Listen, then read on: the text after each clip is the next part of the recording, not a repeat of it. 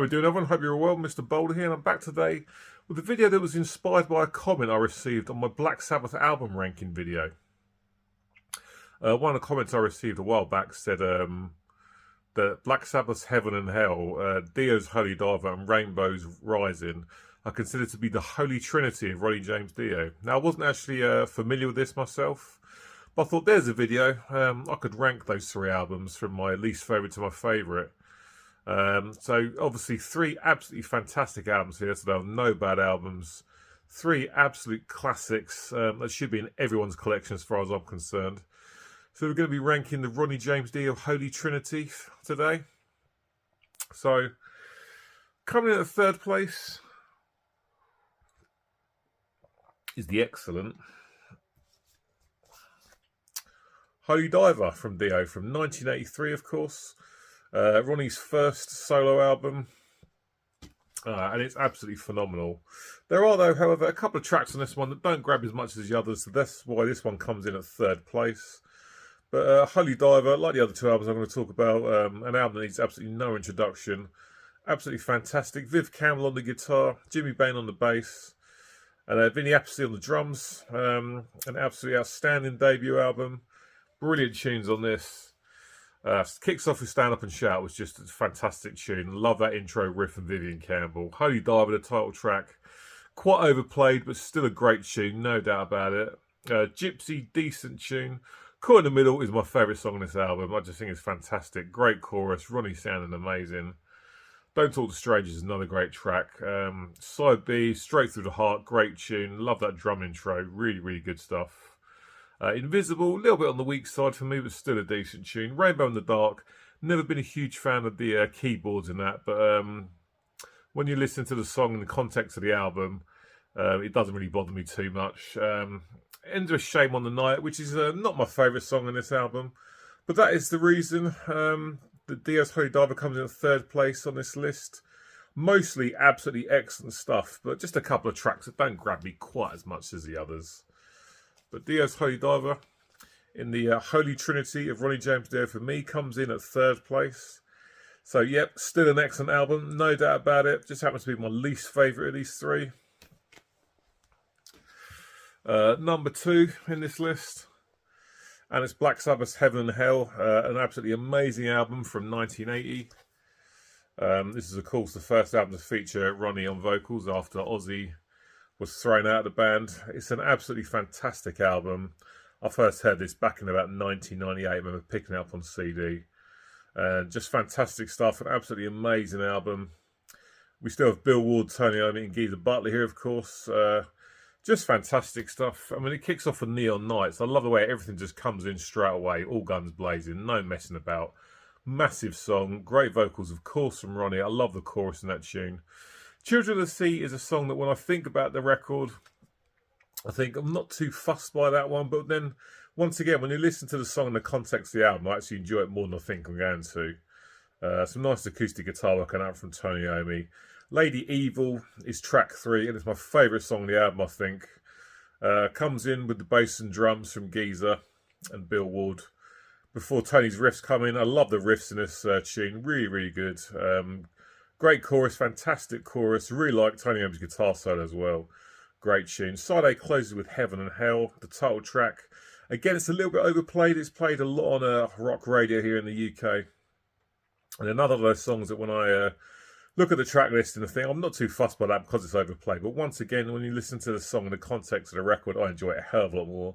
Side A, there's no bad stuff there. Side B kicks off with Wish Him Well, which is another great tune. I love the chorus. Really, really strong and catchy. Great vocals, as always, from Ronnie.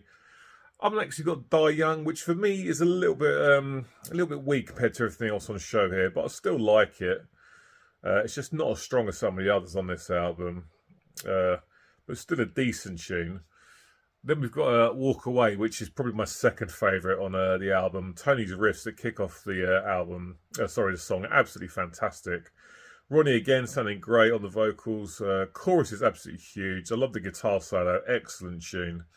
And then it ends with Lonely Is the Word, which is the other track on this album, just like Die Young, which I'm not too bothered by. It's still good, but it's not as good as the rest of the stuff on here. I quite like the use of the synthesizers in that song. Again, it's a good good solo from Tony, but yeah, it's one of the songs that's definitely weaker for me on this album. But it's still not a bad song, and it's an absolutely fantastic album. And Black Sabbath's Heaven and Hell, for me, comes in at second place in the Holy Trinity of Ronnie James Dio. So, of course, number one coming up. And like I say, none of these albums are bad. 3 absolutely outstanding albums, 3 classics. Like I said, it should be in everyone's collection. But for me, the top one from these 3 is Rainbow and Rising from 1976. Absolutely fantastic stuff. An absolutely huge album. Brilliant, brilliant stuff. You know, Richie Blackmore and Ronnie James Dio together. What's not to love? Also on this record, we have Cozy Powell on the drums, whose performance is absolutely fantastic. Jimmy Bain, again from Dio, on the bass. And Tony Carey on the keyboards. Only 6 songs on this album, but what an album. Absolutely amazing stuff. Kicks off with Tarot Woman. You've got that long intro on the keyboard before the whole tune comes in. Great vocals from Ronnie. Chorus is excellent. Run with the Wolf up next. One of my favourite songs on the album. I love the kind of mid-pace sort of groove that song has. Another great chorus. Some absolutely amazing guitar work from Richie Blackmore. Track 3 is Starstruck. Another great tune. I love the intro riffs from Richie Blackmore. Fantastic song. Another great chorus. Another very, very catchy song. And then side A closes out with Do You Close Your Eyes. There are no bad songs on side A. They are all amazing. Another great tune. Brilliant, brilliant stuff. Side B kicks off with Stargazer, which for me is without a doubt the best track across all these 3 albums. It's absolutely huge. It's really epic. Cozy Powell's drum intro is absolutely phenomenal. His performance across this entire record is fantastic.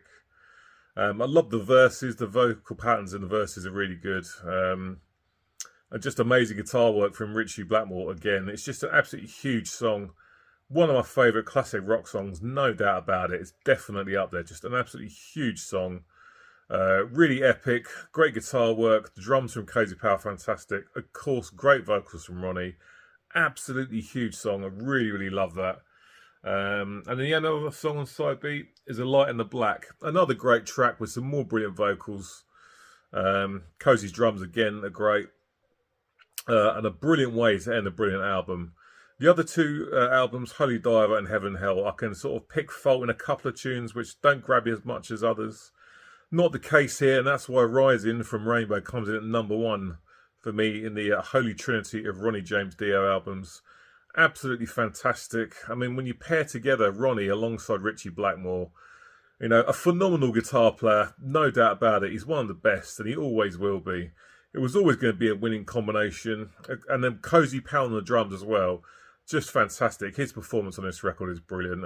One of those guys who died way too young, Cozy Powell. And the keyboards and the bass from Jimmy Bain and Tony Carey, is it? I think I've forgotten his name. No, yeah, Tony Carey. Amazing. The lineup that recorded this album is all 110% top-notch musicians. Fantastic stuff. And that's why Rainbow's Rising from 1976 comes in the number 1 place for me in the Holy Trinity of Ronnie James Dio albums. Absolutely amazing stuff. But even the one that came in 3rd place, Holy Diver, is of course still an amazing album. But this happens to be my favourite of the 3. Phenomenal stuff. Rising from Rainbow, number 1 in this list. This very short list. Brilliant, brilliant stuff. So there we go, guys. That's the video for today, over and done with. As per always, get in the comments section. Let me know what you think about these albums that I've been talking about. How would you rank them?